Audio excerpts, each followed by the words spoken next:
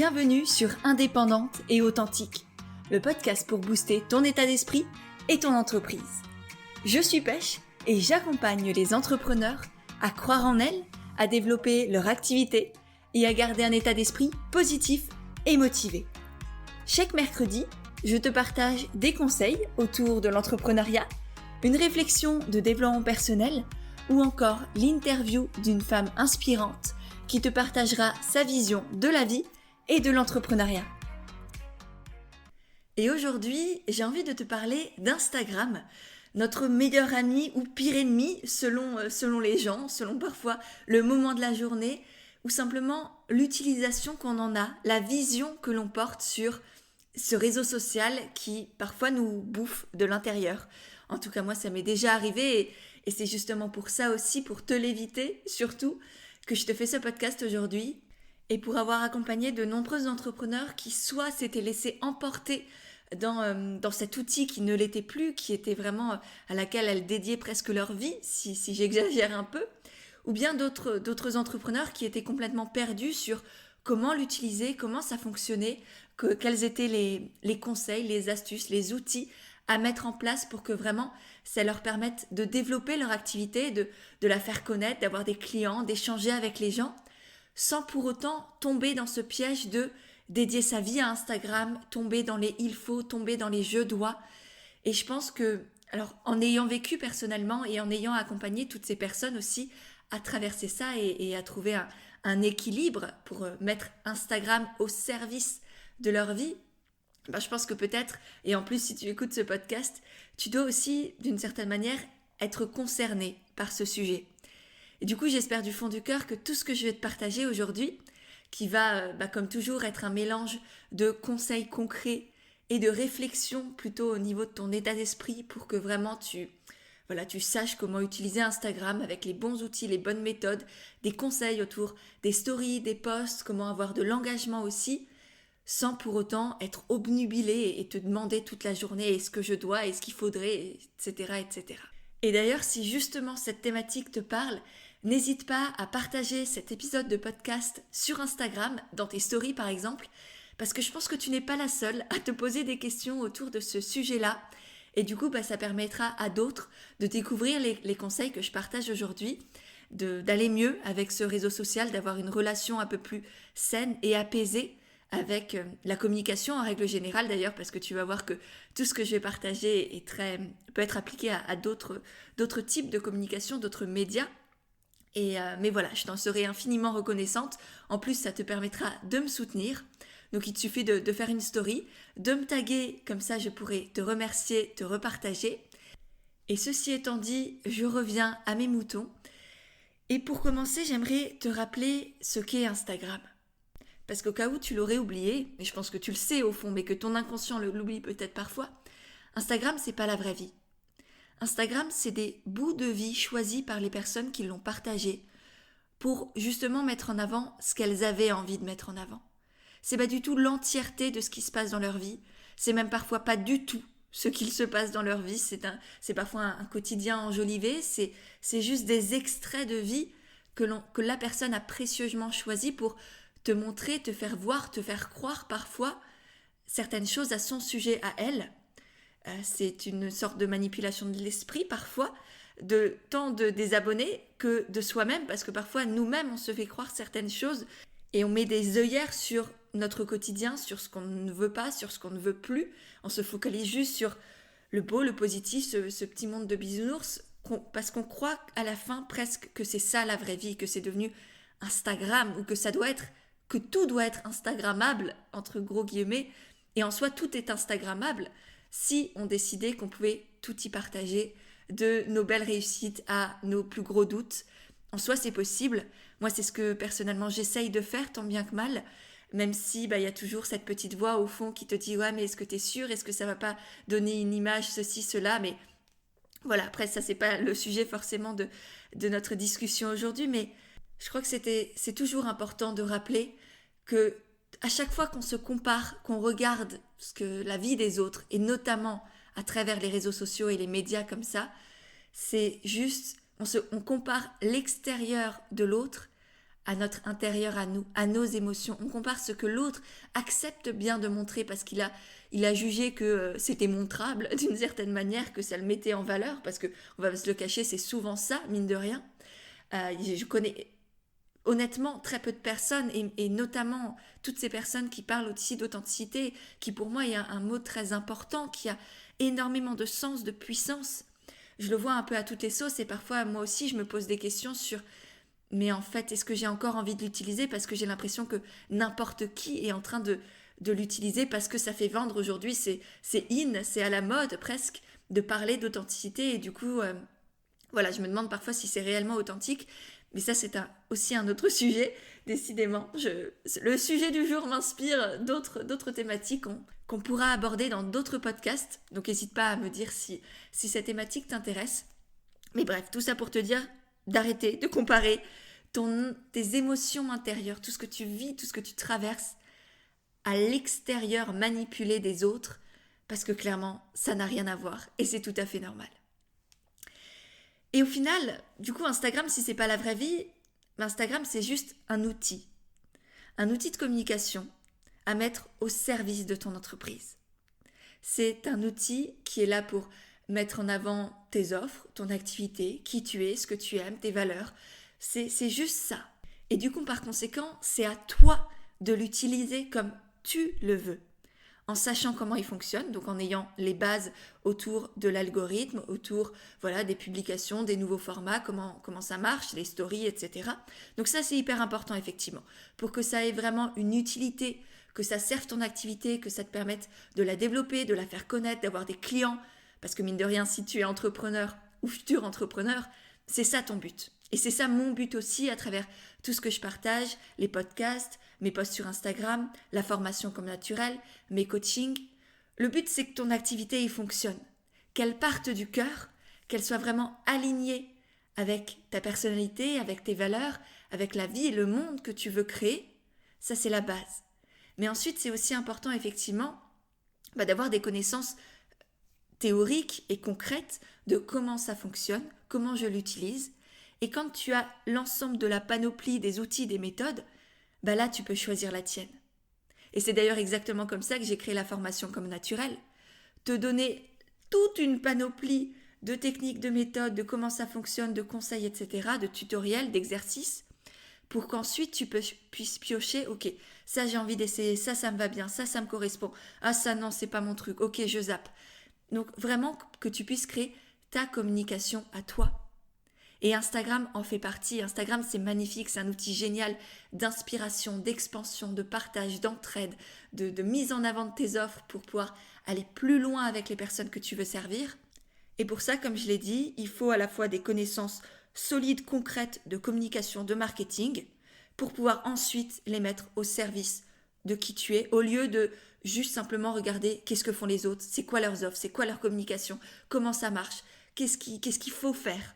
Non, on oublie tout ça, on arrête avec les je dois et les il faut, et on crée sa communication à soi, qui part du cœur, qui part des tripes, et qui est là pour faire grandir les autres, faire grandir le monde, et nous faire grandir nous-mêmes aussi. Donc c'est ce que je veux te partager aussi, entre autres aujourd'hui, avec des conseils de base assez génériques pour commencer, et des conseils très concrets, applicables directement, que ce soit au niveau de tes posts, au niveau des stories, au niveau des formats, comment faire connaître ton compte. Mais pour commencer, comme dit, j'avais vraiment envie de te rappeler trois conseils essentiels. Le premier, c'est de ne jamais oublier pourquoi tu es là, pourquoi tu es sur Instagram, pourquoi est-ce que tu es sur d'autres réseaux sociaux peut-être. Est-ce que tu es là pour avoir un maximum d'abonnés, devenir une influenceuse dans ton milieu ? Ou est-ce que tu es là pour te connecter avec les gens et faire découvrir ton activité ? C'est une vraie question. Et souvent, on oublie. Et souvent, en tout cas, je le vois chez mes coachés, c'est « Ah mais j'ai pas assez d'abonnés. Ah mais il me faudrait plus de personnes. » Sauf que, oui, ok, c'est chouette, c'est intéressant, ça te permet d'interagir avec plus de monde. Mais est-ce que tu prends déjà soin des personnes qui sont là ? Est-ce que tu les considères pour qui elles sont ? Chacune d'entre elles, des êtres humains, des potentiels clients peut-être. Au lieu de te focaliser sur toutes les personnes qui ne te suivent pas encore, regarde toutes les personnes qui sont là, qui t'écoutent, qui te soutiennent, qui lisent tes posts. Elles sont déjà là, c'est peut-être elles tes premières clientes. à qui tu vas pouvoir communiquer tes offres. Et je te dis ça parce que je sais à quel point c'est facile d'entrer dans cette course au toujours plus. Toute notre société nous pousse au toujours plus, constamment, pour tout ce qui est matériel et immatériel. Donc voilà, quand tu te sens que mais j'ai pas assez, rappelle-toi ce que tu as déjà, ce que tu es déjà, et toutes les personnes qui sont là, qui n'attendent qu'une chose, découvrir ce que tu fais et pouvoir accéder à ton activité. Ensuite, deuxième rappel essentiel, c'est de connaître ton client idéal. Qui est-ce que tu as envie de servir? C'est qui ton client de cœur, ton client idéal, comme je le dis dans la formation Comme Naturel, avec qui tu as envie de travailler, que tu as envie d'accompagner? Quel est le vocabulaire que tu veux utiliser, qui va lui parler? Quel sujet tu peux aborder pour l'intéresser? Tout ça, c'est essentiel parce que ça va aussi définir comment est-ce que tu vas utiliser Instagram pour apporter du contenu de valeur à tes clients sans pour autant y passer ta vie, y passer tes journées et surtout avoir de l'engagement, avoir des réponses, avoir des commentaires et pouvoir interagir avec les gens parce que c'est comme ça que des abonnés, on va dire lambda, deviennent clients parce que tu leur apportes de la valeur, qui développent une certaine confiance en toi, qui savent que tu es légitime parce que tu te sens légitime. On va pas oublier cette clé-là qui est essentielle et si t'as pas ça, si tu ne te sens pas légitime, si t'as pas confiance en toi, on va pas aller très loin. Et c'est d'ailleurs pour ça aussi que les premiers modules de la formation Comme Naturel traitent de ces sujets-là qui t'accompagnent à te sentir légitime, avoir confiance en toi, en tes offres, en tes projets. Parce que c'est justement grâce à ça que tes abonnés vont avoir confiance en toi et qui vont devenir des clients au final. Donc voilà, et bien en tête toujours, ton client idéal, c'est qui? Comment est-ce que je le touche? Où est-ce qu'il se trouve? Quelle est sa psychologie? Quels sont ses besoins, ses souffrances, ses angoisses? Comment est-ce que je peux l'aider? Ça, il faut que ce soit bien au clair dans ton esprit. Si tu as la formation Comme Naturel, c'est le module numéro 3 que je t'inviterai à refaire. Et pour finir, troisième conseil, mais de base, c'est de prendre du plaisir, de ressentir de la joie quand tu communiques sur les réseaux, dans tous tes médias d'ailleurs, et sur Instagram. Parce que c'est à cette joie-là que les gens vont connecter aussi, que ça va leur donner envie d'aller plus loin avec toi. Si tu parles de tes offres avec une voix de robot, ou en parlant trop vite parce que tu ne sais pas quoi dire et que tu ne veux pas paraître pour un vendeur, tout ça, ça va aussi déterminer la manière dont tes potentiels clients vont réellement devenir clients ou pas. C'est la joie, c'est l'énergie, c'est l'envie, l'enthousiasme que tu as à parler de ton activité, à donner des conseils, à mettre en avant tes offres parce que tu sais qu'elles ont une utilité. Tu n'es pas devenu entrepreneur ou tu ne veux pas lancer dans ce projet pour rien. Tu sais que ça peut aider les gens. Ça t'a peut-être aidé toi-même. Et c'est souvent ça, moi, beaucoup de mes coachés partent de ça, de j'ai envie parce que moi, ça m'a aidé. Et j'ai envie d'aider les autres aussi à aller mieux ou à ressentir du mieux-être, à être plus allégés dans leur vie, à avoir des produits un peu plus éco-responsables. Tout ça, ça part souvent de nous. Donc partage aussi cette joie. Et ce plaisir, il doit aussi se retrouver dans les formats que tu utilises pour communiquer. Les médias, les réseaux sociaux que tu as choisis ou que tu vas choisir, ils doivent te correspondre. Et si là, par exemple, je te parle d'Instagram, mais en fait, tu te rends compte que c'est pas du tout ton truc, eh ben communique ailleurs, que ce soit ailleurs sur Internet ou ailleurs dans la vraie vie. Ne l'oublie pas non plus. Il y a plein de manières de communiquer, de te faire connaître dans la vraie vie qui sont aussi très utiles et très efficaces. Donc non, t'es pas obligé d'être sur Instagram pour réussir. L'essentiel, encore une fois, c'est que tu aies ta manière de communiquer à toi. Communique, c'est tout ce que je te demande.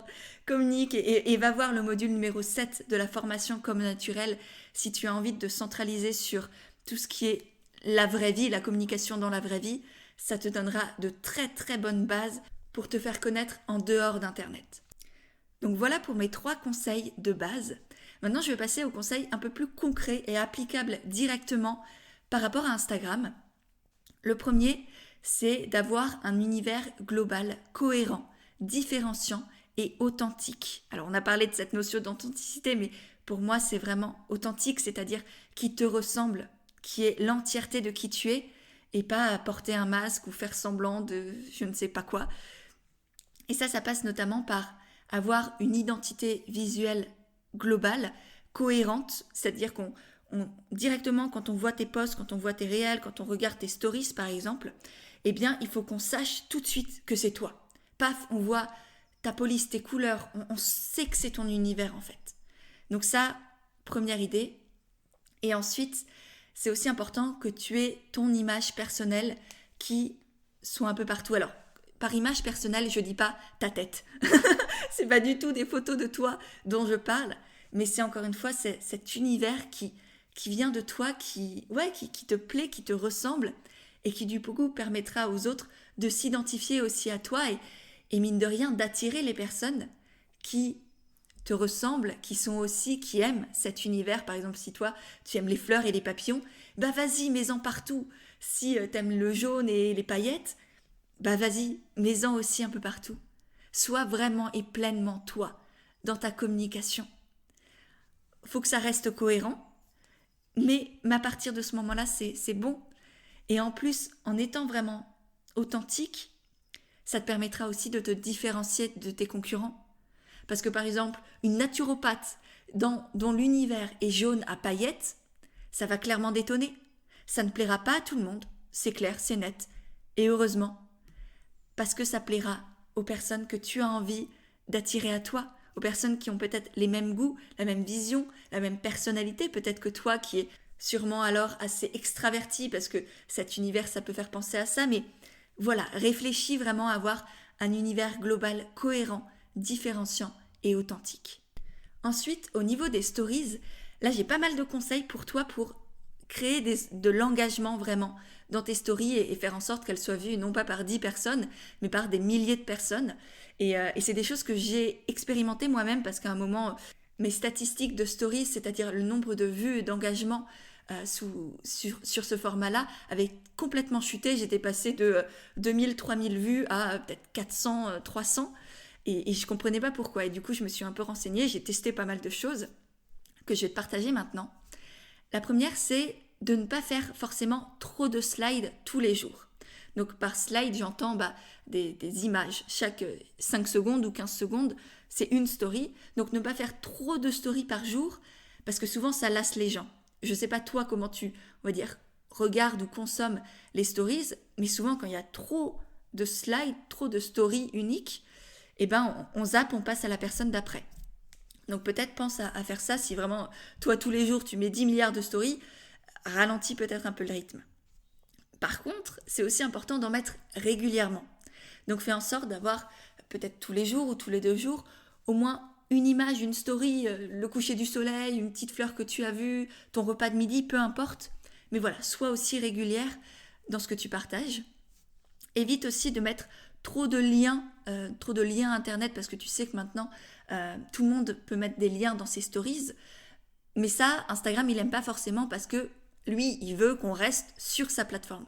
Donc si tu mets des liens qui vont vers d'autres sites internet, lui va pas forcément apprécier et du coup l'algorithme va moins mettre en avant tes stories.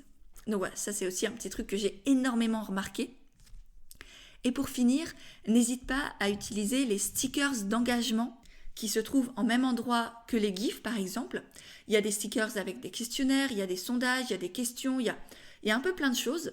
Donc n'hésite pas à jouer avec ça pour justement créer de l'engagement avec tes abonnés. Ça permettra à Instagram en fait de comprendre qu'ils interagissent avec toi, ils apprécient ce que tu fais et du coup l'algorithme va plus mettre en avant tes stories. Voilà, donc ça c'était pour mes conseils sur les stories. Maintenant quelques conseils sur les posts. Alors en ce moment, je pense que tu l'as remarqué, les formats qui marchent bien ce sont les réels. Néanmoins, ça ne veut pas dire forcément que tu dois les utiliser. Ça ne correspond vraiment pas à tout le monde. Et ça ne va pas t'empêcher de développer ta communauté et ton engagement sur Insta. Par contre, ce qui est important, c'est effectivement d'avoir des posts qui soient engageants et partageables. C'est-à-dire que les personnes, tes abonnés ou même les personnes qui ne te connaissent pas encore, aient envie de laisser un commentaire, aient envie d'enregistrer et ou de repartager ton post dans leur story par exemple. Ça, les contenus partageables, j'ai pas forcément le temps de m'y étendre là-dessus. Par contre, je te renvoie au module numéro 8 de la formation comme naturel qui t'explique comment avoir des clients fidèles et engagés qui te recommandent. Et il y a notamment toute une partie sur apprendre à créer du contenu intéressant et partageable.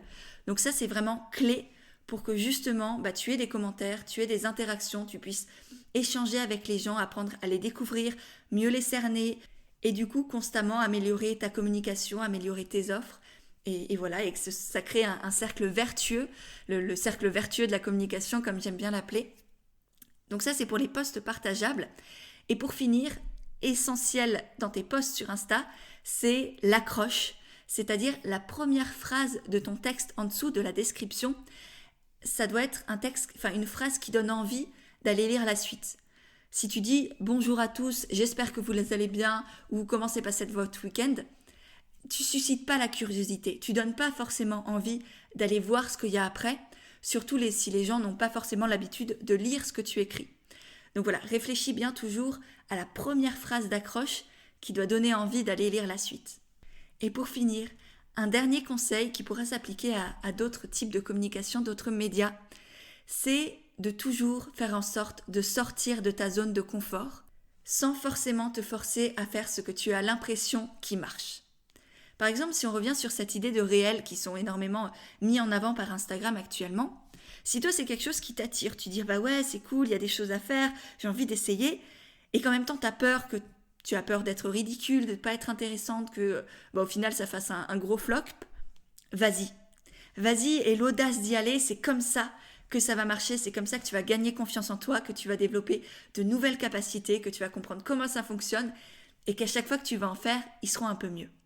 Par contre, si vraiment toi ça te fait des boutons, que vraiment c'est pas du tout ton truc, alors n'y va pas. C'est pas parce que ça marche que tu dois le faire.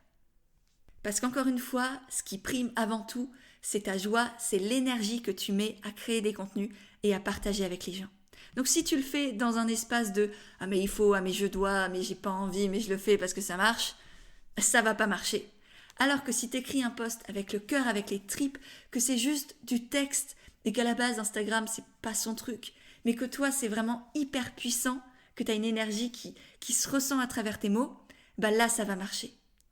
Et pour être honnête avec toi, personnellement les posts qui marchent le mieux chez moi, c'est les posts qui me viennent comme qui me traversent et que je me dis ça faut que je le partage. Et c'est souvent du texte et c'est souvent très très basique, mais c'est eux qui me permettent d'avoir les plus belles interactions avec les gens. C'est eux aussi qui me permettent d'avoir des clientes parce qu'elles se connectent à moi dans cette énergie de vraiment humaine en fait. J'essaye pas de jouer un rôle, d'essayer de faire ce qui marche. Je suis juste moi et ce que veulent les gens, c'est des êtres humains en face d'eux parce que au final, communiquer, c'est juste créer du lien avec des êtres humains. Et donc pour faire ça, il faut que toi aussi tu sois dans ton humanité à toi. Et moi, c'est ce que j'ai vu chez mes coachés aujourd'hui. Je leur ai lancé un défi de se challenger pour faire des lives ensemble, mais pas dans l'idée de faire des lives parce qu'il faut faire des lives, mais parce que vraiment, je sentais qu'elles avaient envie et qu'en même temps, elles s'étaient mis énormément de barrières. Et comme pour moi, c'est essentiel qu'elles passent à l'action, qu'elles osent, qu'elles sortent justement de leur zone de confort sans se forcer à faire des choses, et vu que j'avais ce ressenti-là de « Ah, j'ai envie mais j'y vais pas », je les ai mis au challenge et du coup elles ont prévu là dans les semaines à venir de faire des lives ensemble pour aussi avoir cet espace de sécurité qu'elles connaissent. Elles ne sont pas toutes seules face au monde entier sur Instagram, elles seront à deux et j'ai trouvé ça vraiment magnifique, de sortie de zone de confort, fait pour des bonnes raisons on va dire. Donc voilà, j'espère que tous ces conseils sur Instagram t'ont plu, que ça te permettra de développer ta communication, de faire connaître ton activité, de la développer avec un peu plus de sérénité et de nouvelles clés à appliquer aussi dès à présent. Si tu as envie de plus de conseils, je pense que tu l'auras compris, la formation Comme Naturel peut énormément t'aider. C'est vraiment une formation hyper complète pour développer ton activité, la faire connaître et avoir des clients naturellement, histoire d'avoir un projet pérenne, aligné et épanouissant, qui te permette de gagner de l'argent, tout en restant toi-même et en étant utile aux autres et au monde. Donc je te mettrai le lien vers la formation dans les notes de l'épisode, comme ça tu pourras aller la découvrir, te l'offrir si elle t'appelle. D'autant que l'une des nouveautés de la dernière mise à jour, c'est justement une formation conférence autour d'Instagram avec toutes les billes, les clés, des tutoriels, des vidéos bien expliquées pour te permettre de développer ton compte, qui grandisse, qu'il ait des interactions, que tu trouves tes clients là-bas, sans tomber dans ces méandres des il faut, des je dois, de je fais ce qui marche parce que ça marche. Non. Encore une fois, je pense que tu as compris ma philosophie, mais c'est vraiment pas ça. Donc voilà, je t'invite à aller jeter un œil là-dessus.